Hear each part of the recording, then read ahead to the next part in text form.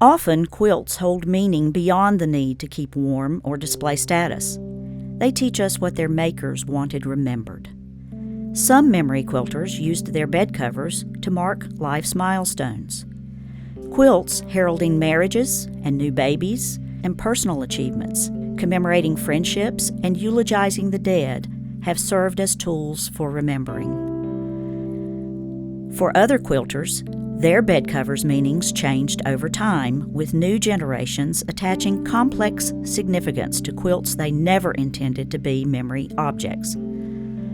Untimely deaths of quilt makers sometimes caused their descendants to treat their creations with newfound reverence, almost as a substitute for the departed. For others, the memories quilts held proved either too painful or too precious to allow for regular use or display.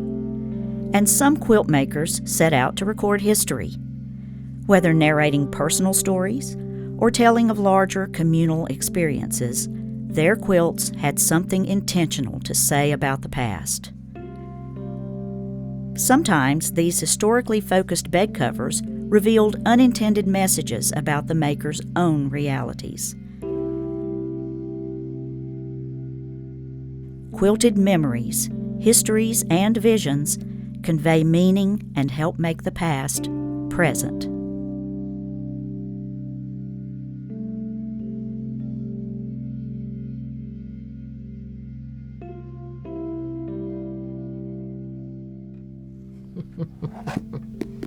Now that is a good book. I'm going to tell my daughter Priscilla about that one. And isn't it fine that I read it on my own? No, I like when Priscilla would read to me, but it is something mighty fine that I could do for myself. After slavery, I made sure that she learned to read and write. There wasn't time for me. And who would have thunk it? That Miss Lizzie would be the one to teach me to read, 'cause her folks sure didn't want any of us to know reading or writing. And I thanked her with one of my best quilts, 'cause I don't like feeling beholden to anyone. I gave her my log cabin quilt that had over 20 years of my fabric savings. I remember where I collected every piece. Waste not, want not. And I tied it with pretty pink ties, 'cause Miss Lizzie likes pink. And I wrote the thank you note to go with it. So the rest of these bits and pieces of cloth, I'm going to make my own quilt for my family, for my great-grandchild who will be born any day. And that will be a happy day.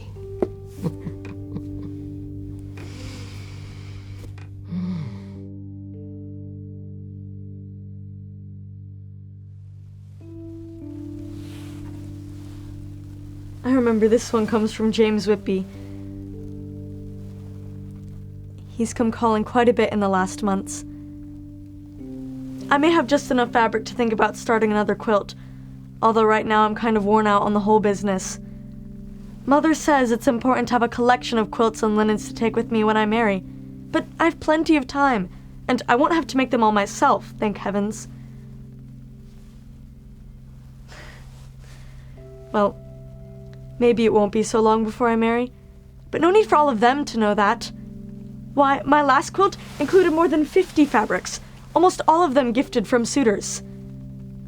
And why not? Anyone would be glad to be part of our family. Papa's holdings, land, farms, slaves are extensive. But I am not going to settle for just any gentleman who wants to be a part of this family. He'll have to convince me, no matter what Mama or Papa say. And I like it when they, show their admiration with the gift of a cravat. Yes, maybe I will make just one more such quilt.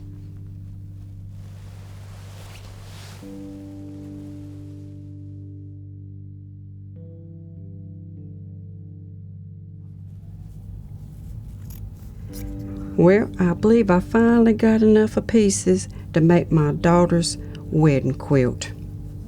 And there's next powwows are coming up in October. I got to have a quilt finished for the charity raffle. And it's a good thing that the young'uns, that they recognize quilting as a part of my tribe's tradition. There's a lot of tribes' tradition, too. Well, I can remember my grandbaby girl, she asked me, she said, "Grandma, how many quilts have you made?" And I said, "Honey child, I just don't rightly remember. I guess quilting was just born in me. I just loved to quilt, and I was after my mama so bad when I was little for her to teach me how to sew. She couldn't get nothing done. And I remember sitting next to my grandma, and she'd be cutting up her pieces. She'd be trimming them ends and clipping them corners, and that's what she'd give me to sew. So I reckon that's why I like them old-timey quilts, 'cause that's how I learned to quilt, was old-timey. And we didn't have paper and books and what have you to teach you how to quilt. You had to learn all them what-tos and how-fors and keep that up there in your mind. And we just remember that quilting is a part of our tradition and our culture.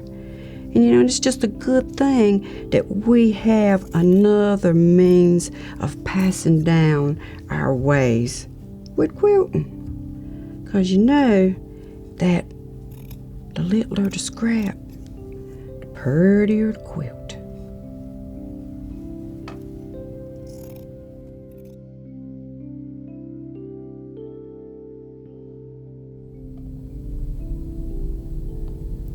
How lovely that John Todd's christening went off so well. He was an angel throughout the service, and his sweet dress was set off by his new quilt. It is quite the thing. All white, of course, and silk. The stitching exquisite. I've had Hannah packed up. No use ruining it with baby mess. Someday, his child will have use for it, and on it will go. That's something to think on. Our family continuing here in this land, and they will remember us each time this quilt is used. He'll do well, our John, either here in Virginia or perhaps farther afield in New York or Boston, or perhaps closer to home in North Carolina. He'll be part of this new adventure, this new country. I really must see to ordering one of those lovely quilted petticoats for myself.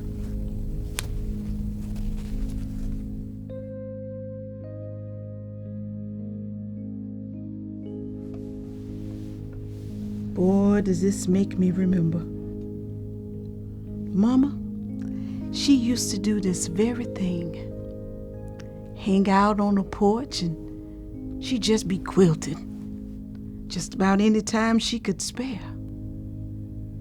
She and Daddy, they were so proud, and rightfully so. We had our own farm and we made or raised most everything we needed. And yes, sir, we all had to work. But now I know what we'd learned from that work. It far outweighed the labor.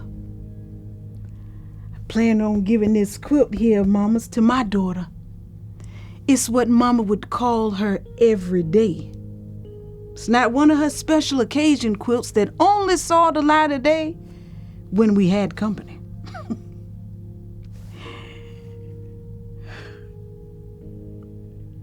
I can see her now, sitting by that tin heater after we came home from school, sewing a quilt in her lap, with a beautiful smile and a face with a sense of satisfaction on it for finishing another quilt, another memory. I'm sorry. Then she start on the stories passed down from her grandmammy to her mother to her. But to us, she'd say, when you grow up, be something. go to school,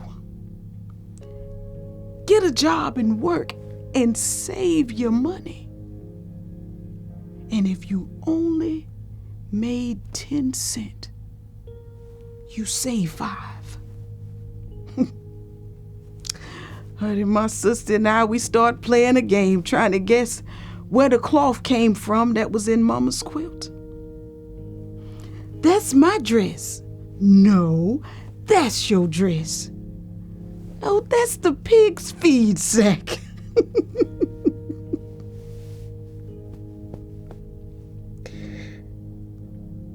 Thank you, Mama. Thank you.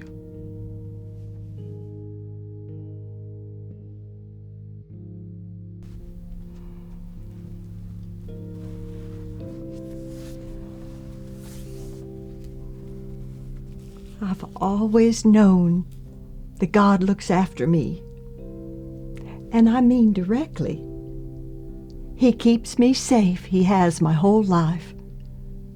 When I was being raised up, to meeting my Harvey, and having our children, He looks after me. Why, I remember once I was going in the barn, and a voice warned me, "Look out!"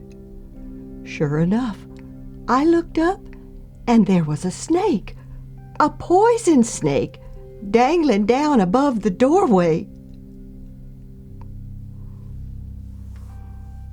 And I do my best to act on God's plan. I don't abide alcohol or tobacco. They're agents of evil. And I've come to understand that coffee is not good for folks either.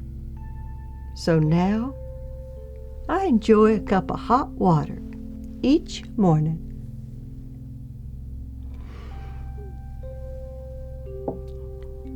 I don't know if I'll start a new quilt. My last one tops them all. But I do enjoy quilting. You know what those mountain winters are like. And none of my family has ever felt that cold seep into their bones at night. My grandchildren, bless them, they tell me they can hardly turn over in bed sleeping under my heavy, thick, warm quilts.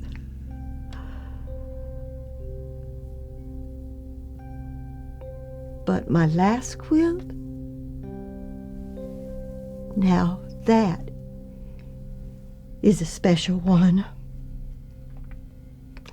Just a couple years back, God sent me a vision of heaven.